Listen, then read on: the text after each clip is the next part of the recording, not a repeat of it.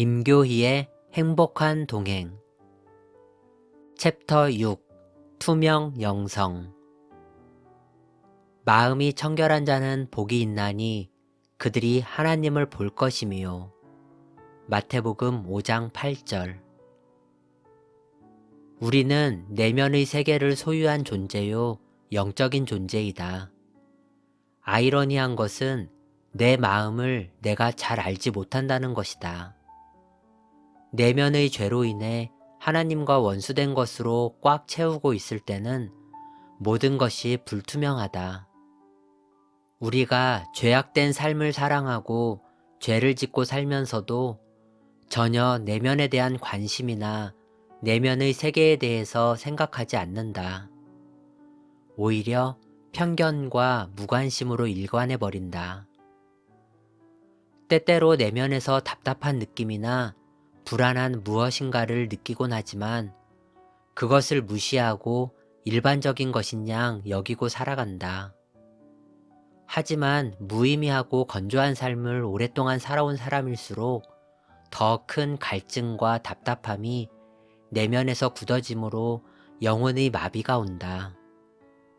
투명 영성이란 내면의 불법 건물을 부수고 깨끗하고 청결한 심령의 천국을 건설하는 것이며 마음의 천국을 이루어 하나님을 모시고자 하는 것이다.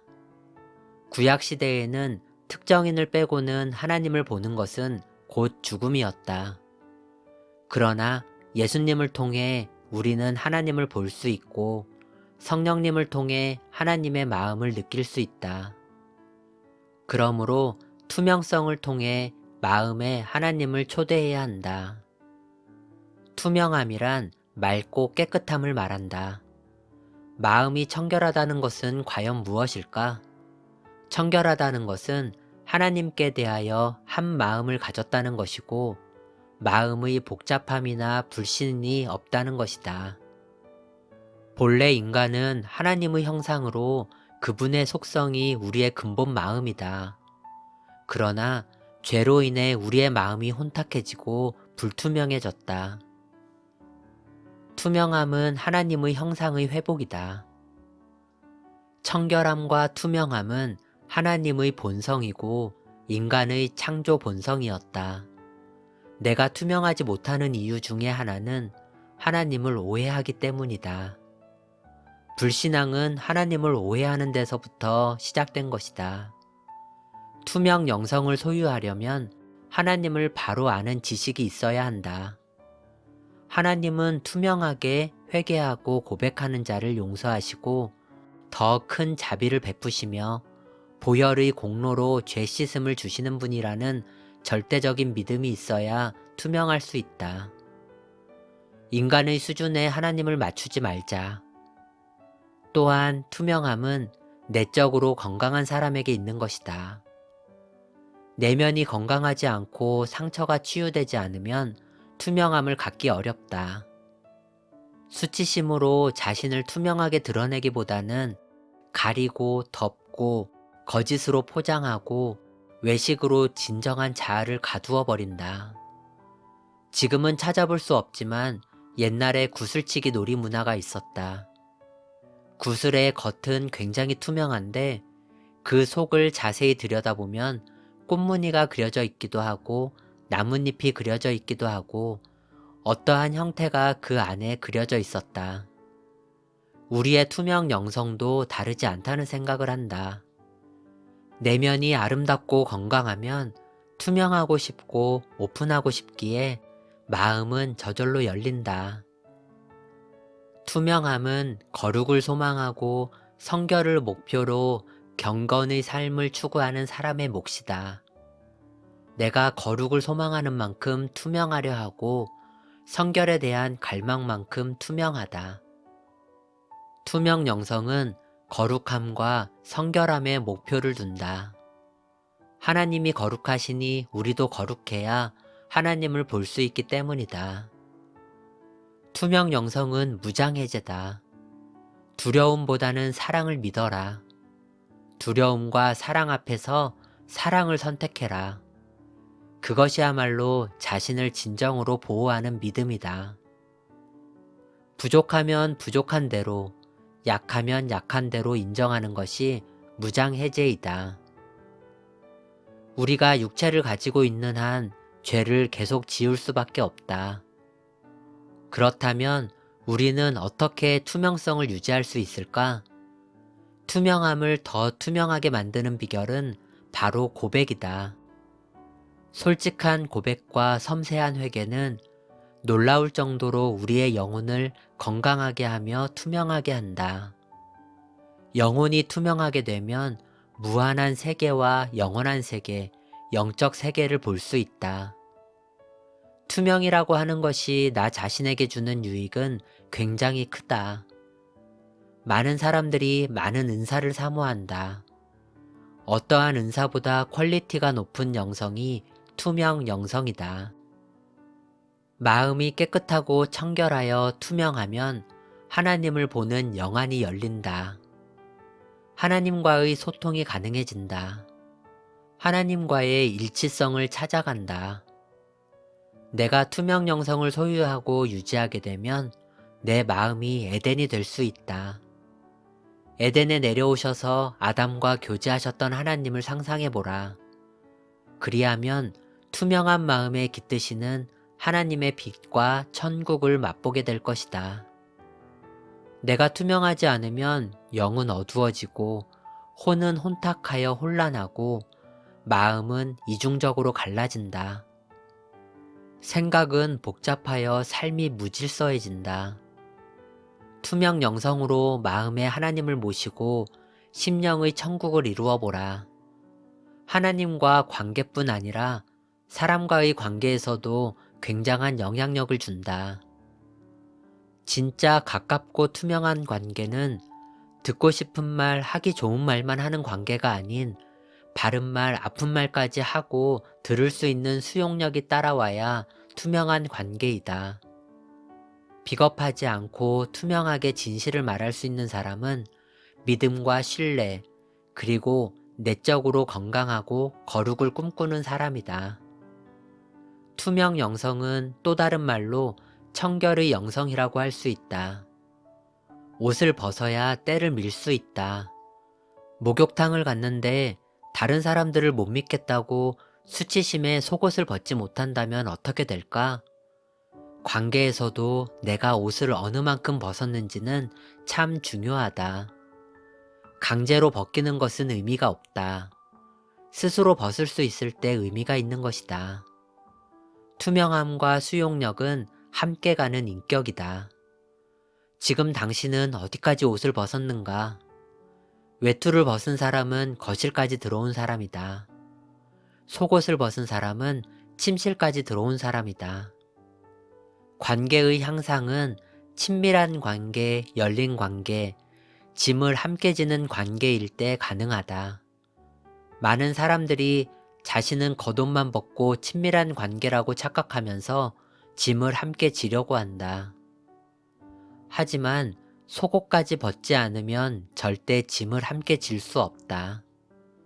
투명 영성이 우리에게 도전을 주는 이유는 하나님을 볼 수 있는 아주 좋은 영성의 길이기 때문이다. 하나님을 본다는 것은 단순히 눈으로 보고 눈도장 찍는 정도가 아니라 하나님의 힘과 능력, 위력을 반사하는 것이다. 투명 영성이 겉보기엔 단순한 것 같지만 그 안에는 엄청난 위력이 내재되어 있다. 투명 영성으로 영적 세계를 누리며 살자. 챕터 7 관계 영성. 올바른 관계가 건강한 영성을 말한다. 칼빈은 하나님을 아는 지식과 인간 자신을 아는 지식은 상호 밀접하게 연결되어 있어 하나님을 알지 못하고는 자신이 누구인지 알지 못하며 또한 자신에 대한 지식이 없이는 하나님이 누구신지를 아는데 한계를 느낀다고 말한다.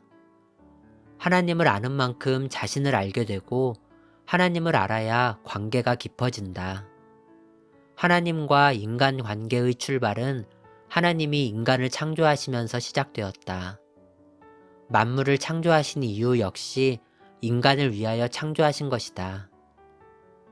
인간의 영성 건강의 필수 요소는 관계이다.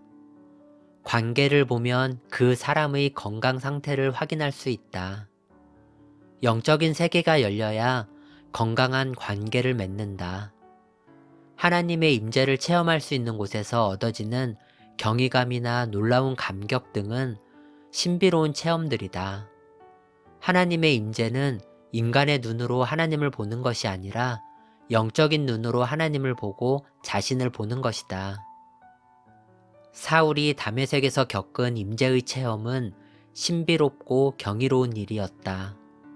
하나님의 영이 임하니 사울은 눈에 비늘이 떨어지고 영적인 세계가 열리면서 예수님을 바로 보게 되었고 하나님과의 바른 관계가 형성되었다. 하나님의 임재를 느끼는 신비는 인간에게 몇 가지 중요한 영향을 준다. 첫째, 하나님이 하나님 되심을 알게 되고 깨어졌던 모든 관계가 바르게 형성된다. 그렇게 되면 영적 성장 속도가 가속화되고 분열된 자아를 통합시키며 인생의 방향을 바꾸어주고 마지막으로 인간과 인간의 관계를 통해 누릴 수 있는 참 자유를 체험하게 한다. 또 다른 의미로 신비의 체험은 인간을 하나님으로부터 지음받은 본래 창조의 모습으로 회복하게 한다. 두 번째, 다른 사람들과의 만남에서 오는 기쁨이다. 인간이 하나님의 형상을 회복해가는 것이 영성의 길이라면 서로 간의 관계를 통해 하나님의 사랑을 느낄 수 있다. 하나님의 형상으로 지어진 인간의 마음 깊은 곳에는 하나님의 사랑이 담겨 있다. 하나님 안에서의 참된 관계는 내 안에 감추어진 그 사랑의 영이 꽃피고 열매를 맺게 된다. 이런 하나님의 사랑은 관계를 통해서도 자신의 참 자아를 보면서 행복을 찾을 수 있다. 영성은 단순한 침묵이 아닌 하나님 안에서 관계를 통해 서로의 가치를 찾아주는 것이다. 관계 영성은 건강한 영성이다. 하나님과의 관계, 자신과의 관계, 이웃과의 관계가 좋으면 건강한 영성이다. 한마디로 관계 영성은 모든 관계에서 유익과 행복을 주는 영성이다. 관계 영성은 자연과의 만남에서도 느낄 수 있는 자양분이 된다. 자연 세계는 하나님의 솜씨가 가장 신비롭고 정교하게 스며들어 있다. 자연 세계는 모두가 하나님의 사랑을 보여주는 전시장이며 영성의 현장이다. 그래서 인간은 자연을 떠나서 영적으로 건강하게 살기가 힘들 수밖에 없다. 또한 관계 영성은 순수함의 회복이다. 예수님은 천국에서 가장 우대받는 사람이 누구인가라는 제자의 질문에 어린아이 하나를 품에 안으시고 아이같이 되지 않으면 천국에 들어갈 수 없다고 하셨다. 현대 심리학자 에릭 번은 성경적으로 병들어 있고 자신의 능력을 발휘하지 못하는 사람들에게 공통적으로 나타나는 현상을 보았다. 그것은 건강한 어린아이의 모습을 상실한 사람들이었고 병든 어린아이의 모습을 지닌 사람들이었다. 어린아이의 모습을 잃어버린 사람들의 마음은 굳어있고 융통성이 없다. 생동감과 창의력을 상실하고 있다. 이런 면에서 볼 때 영성이 건강하려면 우리 자신 안에 있는 어린아이와 같은 순수한 모습이 병들어 있지는 않은지를 먼저 자각해야 한다. 오늘의 한국 교회가 직면하고 있는 가장 심각한 문제에는 세속화, 물량주의, 개인주의, 그리고 윤리의식 부재를 들 수 있다. 이런 결과로 영적 무기력 증세가 나타나고 교회 성장 둔화 현상과 영적 침체에 빠지게 되었다. 지금 한국 교회는 중병을 앓고 있다. 이 중병을 치료하기 위해서는 실천적 영성적 신앙 형성과 복음적 경건주의를 회복해야 한다.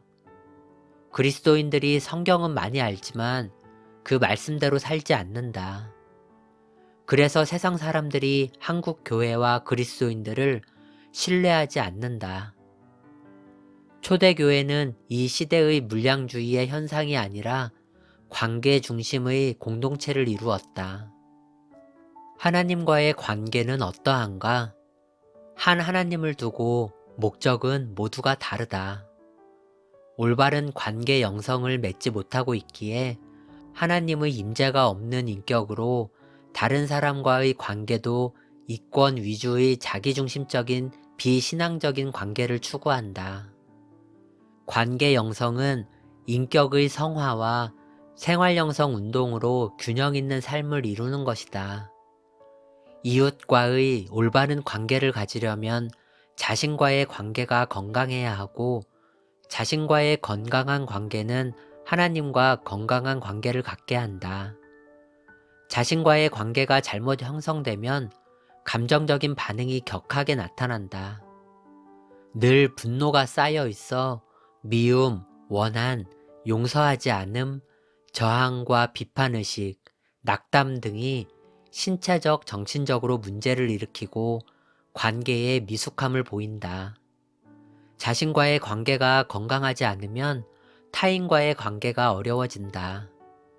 대인관계 속에서도 배타적인 태도나 또는 지나치게 의존적인 태도를 취한다. 자신을 과대평가하거나 과소평가하고 자기중심적인 성향과 자학적인 성향을 갖게 된다. 자신의 연약함이 드러날까봐 가까이 다가오지 못한다. 늘 빈곤성을 가지고 있기에 피해의식이나 열등의식으로 지나친 수줍음이나 지나친 의존감과 결단력 부족으로 인해 갈등하여 안정감이 없는 상태를 유지한다. 이런 사람은 하나님과 친밀해지는 것조차 두려워하는 마음을 갖는다. 하나님을 생각할 때 심한 죄책감을 갖는다든지 하나님이 정죄하거나 벌을 내리실 것이라는 두려움을 갖는다. 심지어는 하나님의 사랑과 구원의 말씀을 편협하게 받아들인다. 말씀을 통해 전해지는 하나님 사랑을 믿어라. 받아들여라. 객관적이 아닌 주관적으로, 로고스가 아닌 레마로 말씀을 생명으로 먹어야만이 관계가 치료된다. 그리고 기도를 통해 관계를 맺어라. 사람과의 관계도 대화를 통해 만들어지는 것처럼 하나님과의 관계도 기도라는 대화를 통해 개선될 수 있다. 자신과의 관계가 건강하다면 새로운 신분으로 바뀐 자신을 선포해라. 나는 하나님의 자녀이고 하나님으로부터 창조된 자이다. 상대적인 나가 아닌 창조적인 나를 선포해라. 그럴 때 성령님이 중매하시어 기적처럼 모든 관계가 사랑의 관계로 회복이 된다. 감정이나 이성이 아닌 머리에서 가슴으로 은혜로 회복된 관계를 관계 영성이라 칭한다. 하나님과의 관계 회복을 통하여 예수 그리스도의 심장과 마음을 품는 것이 영성이다.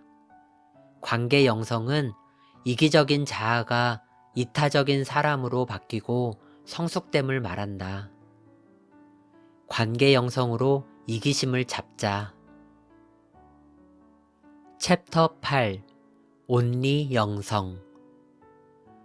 주가 쓰시겠다면. 예루살렘으로 입성하시는 예수님 이야기이다. 역사적인 일에 쓰임받은 나귀 새끼는 준마도 아니고 훈련받아 노련한 말도 아닌 한 번도 사람을 태워보지 못한 나귀 새끼, 작고 왜소한 나귀 새끼였다. 그러나 한 번을 쓰여도 값지게 쓰인 나귀는 예수님의 사역에 중요한 존재가 되었다. 오직 한 분을 위해 준비된 나귀를 생각하면서 오직 한 분을 위해 살고 죽는 일, 그것이 곧 온리의 길이라는 생각이 든다. 오직 하나라는 뜻을 가진 온리 영성은 기독교 영성에 잘 맞는 영성이다. 파블로 피카소는 어느 날 집 주위를 산책하다가 고장나서 버려진 자전거 한 대를 발견하였다. 그는 버려진 자전거를 자기 집으로 가지고 들어가 안장과 핸들을 떼어내고는 그 안장에 핸들을 거꾸로 붙이고 그 이름을 황소머리라고 지었다. 지금 이 버려진 자전거로 만들어진 황소머리는 몇백억을 호가하고 있다. 또한 마르셀 듀샹이라는 예술가는 버려진 변기통을 잘 닦아서 합판 위에 세워놓고 쌤이라고 명령했다. 지금 이 작품도 몇백억을 호가하고 있다. 피카소는 황소머리를 완성한 후에 비록 쓰레기라 해도 위대한 예술품의 재료가 될 수 있다고 말했다. 버려진 자전거나 버려진 변기통이 위대한 예술가의 손에 의해 훌륭한 예술품으로 탄생한 것이다. 낡은 붓일지라도 훌륭한 화가의 손에 붙들리면 사람을 감동시키는 작품이 탄생한다. 예수님께 쓰임받은 나귀 새끼는 지금도 성지에서 예수님을 상기시키는 특별한 존재가 되었다. 아마도 동물의 세계에서 가문의 영광이 되었을 것이다. 내가 온리 영성으로 하나님을 섬기는 것은 하나님이 나를 유일무이한 존재로 창조하셨기 때문이다. 모든 영성의 통일성은 평생 훈련해야 하는 부분이듯 온리 영성 역시 단순히 깨달아서만 되는 것이 아니라 자신을 작품화시키기 위하여 정체성과 가치성, 희소성을 찾아가는 사람이 온리 영성에 성공한다. 영성이라고 하는 것은 딱 하나로 결론 짓고 규정 지을 수 없는 것 같다. 영성의 핵심은 하나님과의 바른 관계인데 그것은 내 입장에서의 바른 관계가 아니다. 철저하게 하나님의 입장에서 하나님의 관점으로 보는 것이다. 나는 하나님을 잘 알고 잘 믿는 것 같지만 하나님이 나를 어떻게 보는가가 중요한 문제이다. 창조주와 피조물과의 관계 속에서 하나님의 관점, 하나님의 입장에서 세상을 보고 나를 본다면 하나님이 달라지는 것이 아니라 나의 시야와 나의 마음이 달라진다. 나의 관점을 바꾸고 일치점을 찾아가는 것이 영성의 길이다. 유일무이라는 말은 온리 영성을 잘 나타내주는 말이다. 하나님이 나에게 유일무이한 분이시면 나 역시 하나님께 유일무이한 존재라는 답이 나온다. 하나님을 보는 관점이 곧 나를 바르게 보는 관점이 된다. 하나님은 나를 많은 사람 중에 하나로 보지 않으신다. 유일한 존재로 보신다. 그러기에 나는 상품이 아닌 그분의 작품이 되는 것이다. 피카소나 마르셀의 손에 올려진 것들이 작품이 되어 유일무이한 작품이 되는 것처럼 나도 창조주 하나님에 의해 창조된 유일무이한 존재임을 깨닫는 것이 온리 영성이다. 영원할 것 같은 이성 간의 사랑. 많은 사람들이 이 사람이 아니면 죽을 것 같다라는 감정을 느끼기도 한다. 그러나 이성적인 사랑은 오래가지 않고 지켜지지 않는다는 약점을 가지고 있다. 그 사랑은 사랑을 감성에 심기 때문이다. 감성은 없어서는 안 되는 성품이지만 깊이보다는 아름다움에 속한다. 이성 역시 온리일 수 없고 유일무이일 수 없다. 이성이 뼈대가 되어줄 수는 있지만 온리라 붙이기에는 부분적이다. 유일무이, 온리 영성은 영적인 관계이다. 영원할 수 있는 유일한 영역, 전인적으로 지배하고 다스릴 수 있는 총체성을 가지고 있는 영역이 영적인 영역이다. 온리 영성이라고 했을 때 떠오르는 것은 무엇일까? 유일하심, 유일무이, 오직 한 분, 오로지, 올인, 전부, 절대적. 온리는 그 무엇으로도 대체할 수 없는 것이다. 그러므로 특별한 관계에만 붙일 수 있어서 온리인 것이다. 그래서 온리는 나를 특별한 사람으로 만들어준다. 어떤 것으로도 대신할 수 없는 유일한 존재. 물론 우리의 믿음의 대상 역시 오직 창조주 하나님, 우리의 구세주이신 예수 그리스도, 그리고 성령 하나님뿐이다. 유일 신앙을 가지고 있는 사람의 중심에는 단순함이 있다. 그러나 다신 신앙을 가지고 있는 사람의 중심에는 복잡함이 있다. 단순하면 순종하기 쉽다. 하지만 다신 신앙은 갈등하게 된다. 해야 하나 말아야 하나. 이것이 좋을까 저것이 좋을까. 지금 이것을 선택했다가 더 좋은 것이 생기면 어떡하나. 이것은 신앙이 아니다. 신앙은 손해나 아픔이 있을지라도 올인하는 것이다. 이기심은 올인의 용기나 믿음의 장애물이 된다. 또한 유일신앙을 가지고 있는 사람은 겉과 속이 일치한다. 그러나 다신신앙은 자기 유익에 따라 움직인다. 유일신앙은 심지가 견고해서 흔들 자가 없다. 마지막까지 남는 한 사람, 그 한 사람은 온리 영성의 사람이다. 온리 영성의 신앙을 갖고 있는 사람들은 그 이름 앞에 순교자라는 이름 혹은 성자라는 이름이 붙여지기까지 올곧게 신앙의 길을 간다. 하나님이 보시기에 신뢰할 만한 그 한 사람, 끝까지 견디고 인내하고 좌로나 우로나 치우치지 않는 신앙은 온리 신앙이다. 우리가 유일 신앙을 지켜내는 데는 이러한 심지의 견고함이 중요하다. 심지가 견고하지 않고 중심이 세워지지 않으면 온리 영성, 유일하심, 유일무이와는 거리가 멀고 상관이 없게 된다. 온리 영성은 최고의 기독교 영성이다. 온리 영성은 피의 길이고 좁은 길이다. 온리 영성으로 자신을 작품화합시다. 임교희의 행복한 동행 중에서 챕터 6 투명 영성, 챕터 7 관계 영성, 챕터 8 온리 영성.